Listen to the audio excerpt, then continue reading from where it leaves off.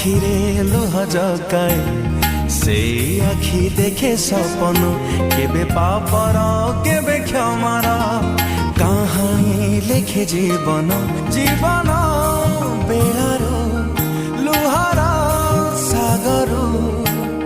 केही जणे खोजी आणे हस खुशी मुकुता अनेक जीवन दो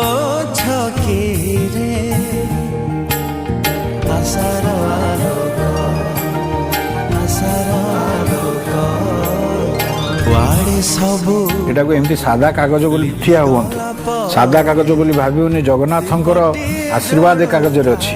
एटा को ध्यान देई दस्तखत कोठी पाद एठी दिग हजार हे गला परे बाटटिए मिली जाए कौठी न कौठी अजड़ा बाटरू से आखि देखे सपन केबे पापर केबे क्षमार कहानी लिखे जीवन जीवन बेलार लुहार सागर केही जणे खोजी आणे हस खुशी मुकुता अनेक जीवन दो छकीरे आशार आलोक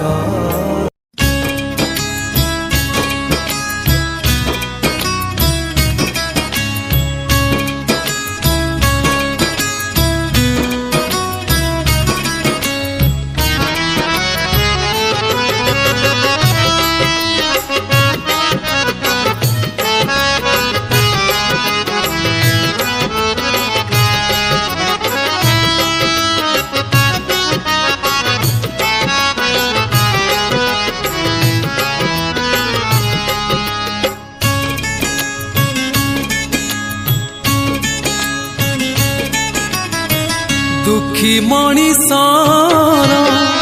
इज्जत केते ना महत केते दुखी मणिषर